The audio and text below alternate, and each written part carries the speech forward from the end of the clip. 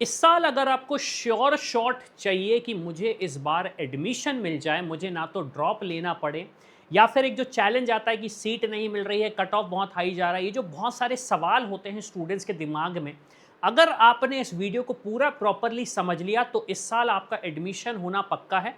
एक ही शर्त है, आपके पास पूरा प्रॉपर मेरिट होना चाहिए। अब ऐसा नहीं कि आप बोलो कि सर मेरा तो नीट क्वालिफाई ही नहीं हुआ है, मेरे को एडमिशन चाहिए, ऐसा नहीं होगा।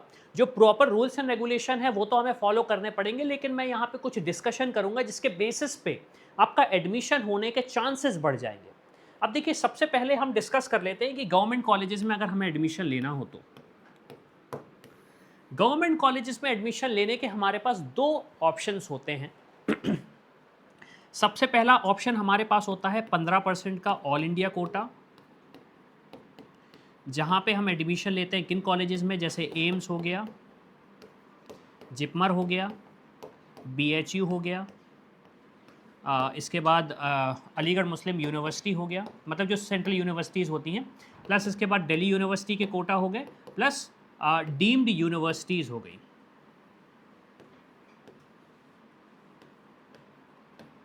हालांकि डीम्ड यूनिवर्सिटी मुझे इसमें लिखना नहीं चाहिए क्योंकि वो गवर्नमेंट नहीं कहलाती, तो चलिए उसे हम हटा देते हैं।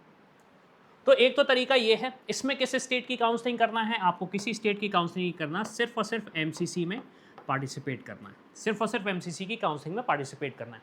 दूसरा, आप पार्टिसिपेशन करते हैं 85% सीट्स पे, जिसमें आप अपनी स्टेट के कॉलेजेस लेते हैं। अब चाहे आपकी स्टेट में एक कॉलेज हो, चाहे आपकी स्टेट में 31 कॉलेजेस हो, वो कॉलेजेस आपको 85% कोटा में मिलेंगे। इसके लिए आपको पार्टिसिपेट करना है स्टेट काउंसलिंग में। आपकी जो स्टेट काउंसलिंग अथॉरिटी रहेगी, मैं उसे स्टेट काउंसलिंग अथॉरिटी लिख देता हूँ, स्टेट काउंसलिंग अथॉरिटी। ये प्रोसेस है आपका अगर गवर्नमेंट कॉलेज में एडमिशन लेना है। इसके अलावा आप किसी भी तरीके से गवर्नमेंट कॉलेज में एडमिशन नहीं ले सकते हैं 2025 में, और इसके पहले भी जो हुआ है प्रोसेस उसमें आप नहीं ले सकते। सिर्फ यही दो तरीके हैं। इसमें एक छोटी इंपॉर्टेंट चीज़ है, वो है कोटा। अब काफ़ी सारे कोटा होते हैं जिसके बेसिस पे आप देखोगे कि आपको एक अच्छा गवर्नमेंट मेडिकल कॉलेज मिल जाता है। क्या क्या होते हैं वो कोटा, हम देख लेते हैं। हमारे प्लेटफॉर्म studentkhabri.com पे आप आइए, प्रिडिक्टर्स सेक्शन पे जाएंगे आप, मेडिकल सेक्शंस के प्रिडिक्टर खोलोगे तो आपको दिखेगा वो। यहाँ पे आप देखेंगे इंजीनियरिंग का दिख रहा है, मैं यहाँ पे उसको चेंज कर लेता हूँ मेडिकल। जब मैंने मेडिकल पे क्लिक किया तो मेरे पास MBBS, BDS, आयुष के प्रिडिक्टर्स दिख रहे हैं। मैं यहाँ पे टाइप कर देता हूँ ऑल इंडिया।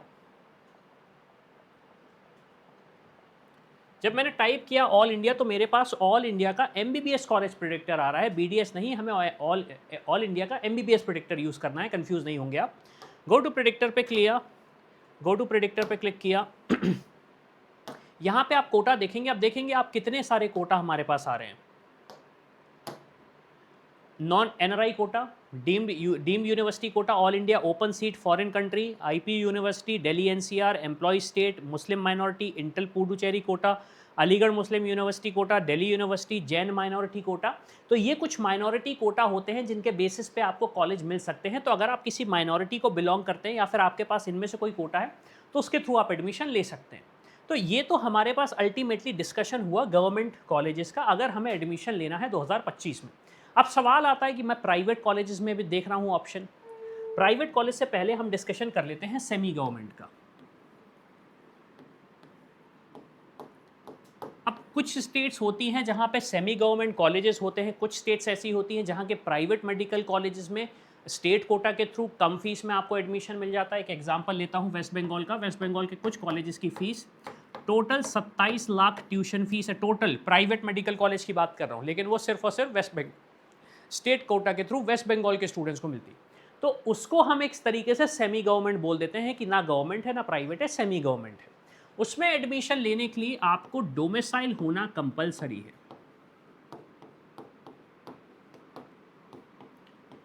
उसमें एडमिशन लेने के लिए आपका उस स्टेट का डोमिसाइल होना कंपलसरी। अब आप बोलेंगे कि सर जैसे वेस्ट बंगाल है उसमें मैं MP का स्टूडेंट हूँ, क्या मैं वेस्ट बंगाल के सेमी गवर्नमेंट कॉलेज में एडमिशन ले सकता हूँ? मेरा कट ऑफ तो अच्छा गया, मेरी रैंक तो अच्छी आई है। आंसर है नहीं। भाई बड़ा सिंपल सा लॉजिक है। गवर्नमेंट का ये कहना है कि हमारे पैसों पे हम दूसरी स्टेट के बच्चों को एडमिशन क्यों दें, हम अपनी स्टेट के बच्चों को एडमिशन देंगे। तो सिचुएशन वही है। अब मान लीजिए अगर वो कॉलेज अलॉट होता है 400 नंबर पे और आपके 550 नंबर भी आए हैं तो भी आपको एडमिशन नहीं मिलेगा। अब आप बोलोगे सर ये तो गलत है। गलत नहीं है, सिस्टम का सिंपल सा ये कहना है कि semi government colleges state counselling में आते हैं, मतलब स्टेट की अथॉरिटी में आते हैं और स्टेट के पास डिसीजन होता है। तो स्टेट यही बोलता है कि हम अपनी स्टेट के स्टूडेंट्स को ही एडमिशन देंगे, हम आउटसाइड अपनी स्टेट के स्टूडेंट्स को एडमिशन नहीं देंगे। तो ये भी क्लियर कट हो गया, जिसमें अब आपके पास ऑप्शन, आप चाहे पंजाब में जाएं, वेस्ट बंगाल में जाएं आप, इसके बाद आप राजस्थान ऑप्शन देख लीजिए, महाराष्ट्र का ऑप्शन देख लीजिए, इवन कर्नाटका का ऑप्शन आप देखें, तमिलनाडु का भी ऑप्शन आपके पास है। तो जितने भी स्टेट्स हैं यहाँ के सेमी गवर्नमेंट कॉलेज, लो फीस प्राइवेट मेडिकल, मतलब लो फीस प्राइवेट मेडिकल कॉलेज नहीं, सेमी गवर्नमेंट कॉलेजेस, यहाँ पे एडमिशन के लिए डोमिसाइल होना कंपलसरी है। अब सवाल आता है कि प्राइवेट मेडिकल कॉलेजेस की हम बात कर रहे थे, तो प्राइवेट मेडिकल कॉलेजेस के लिए क्या प्रोसेस रहेगा। प्राइवेट मेडिकल कॉलेज के लिए कुछ कंडीशन मैं बता देता हूँ। सबसे पहले काफ़ी सारी स्टेट्स में काउंसलिंग जब आप करते हैं तो वहाँ पे आपसे सिक्योरिटी डिपॉजिट 2 लाख रुपए का मांगा जाता है। क्या होता है, किसके बेसिस पे वापस होता है, किस बेसिस पे वापस नहीं होता, इस पे मैंने एक वीडियो बनाया है यूट्यूब पे, उसको जाके आप देख सकते हो। दूसरा सवाल ये आता है कि अगर हमें पार्टिसिपेट करना है तो हम क्या कर सकते हैं। तो देखिए, सबसे पहले तो आप अपनी स्टेट काउंसलिंग अथॉरिटी के थ्रू प्राइवेट मेडिकल कॉलेजेस की काउंसलिंग में पार्टिसिपेट करिए। जो भी फीस स्ट्रक्चर होगा उस बेसिस पे आपकी मेरिट पे आपको कॉलेज अलॉट होगा। इसके अलावा दूसरी स्टेट में एडमिशन लेने के लिए आपको चेक करना पड़ेगा क्या वो स्टेट ओपन है। क्या वो स्टेट ओपन है। ओपन स्टेट होने का मतलब ये है कि वहां पे दूसरी स्टेट के स्टूडेंट्स एडमिशन ले सकते हैं। जैसे कि एग्जांपल मैं दूं, यूपी हो गया, बिहार हो गया, इसके बाद आप देखेंगे छत्तीसगढ़ हो गया, कर्नाटका हो गया, केरला हो गया। ये कुछ ऐसे स्टेट्स हैं जहाँ पे दूसरी स्टेट के स्टूडेंट एडमिशन ले सकते हैं। अब कुछ स्टेट में ऐसा है, जैसे यूपी ने बोला कि हमारी 100% सीट्स मेरिट में जो स्टूडेंट्स आएंगे उनको एडमिशन दे देंगे। कर्नाटका ने या केरला ने ये बोल दिया कि हमारे पास मान लो 10% सीट्स हैं जिसको हम ऑल इंडिया पे देंगे, बाकी हमारी स्टेट के स्टूडेंट्स को ही मिलेगा एडमिशन। अब सवाल ये आता है कि इतनी सारी स्टेट्स में हमें कैसे पता पड़ेगा कि हमारे पास कौन सा कॉलेज है, क्योंकि देखिए ये भी एक बहुत बड़ा चैलेंज आएगा।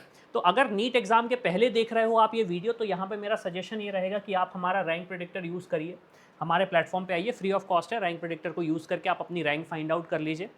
उसके अलावा अगर आप रैंक आने के बाद, रिजल्ट आने के बाद इस वीडियो को देख रहे हो, तो आपके पास आपकी रैंक होगी। एक हमने स्पेशल प्रेडिक्टर आपके लिए ही बनाया हुआ है। आप प्रेडिक्टर सेक्शन पे आएंगे, वीडियो के डिस्क्रिप्शन में भी मिल जाएगा आपको। यहाँ पे मैं प्राइवेट टाइप करता हूँ, आपको private, all India private MBBS college predictor, इसमें वो स्टेट्स के कॉलेजेस हैं जिनमें आपको अगर एडमिशन मिल सकता है तो आप यहाँ पे पार्टिसिपेट कर सकते हैं। तो यहाँ पे आपको कुछ नहीं करना, सिर्फ आप अपनी रैंक पुट करेंगे। मान लीजिए आपने कहा सर मेरी रैंक 3 लाख आ रही है और कैटेगरी मेरी ओपन है। स्टेट्स मेरे पास मल्टीपल स्टेट्स हैं, मैं सारी स्टेट्स के ऑप्शन देख लेता हूँ और मैं प्रिडिक्ट पे जब क्लिक करता हूँ तो मुझे ऑप्शंस दिख जाएंगे कि क्या ऑप्शंस हो सकते हैं और किस राउंड में लास्ट ईयर अलॉट हुए थे, जिसके बेसिस पे रिसर्च करना बहुत ज़्यादा आसान होगा। रिसर्च करना बहुत ज़्यादा आसान होगा। अब इसके अलावा आपका ये क्वेश्चन आ सकता है कि सर हमारे पास अगला ऑप्शन क्या है। मान लीजिए अगर हमें कॉलेज अलॉट नहीं होता है, तो उसके लिए फिर आप ये करिए, आप पार्टिसिपेट करिए आयुष में, आयुष काउंसलिंग पे। इस पर सेपरेट वीडियो बनाने वाले हैं हम। या फिर BDS काउंसलिंग में पार्टिसिपेट करिए।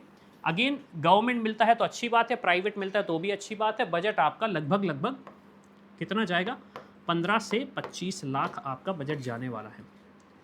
और वो स्टूडेंट्स जो ड्रॉप नहीं ले सकते और दूसरा कोर्स नहीं कर सकते, आपके लिए एक स्पेशल हेल्पलाइन बनाई हुई है हमने, 9039355622।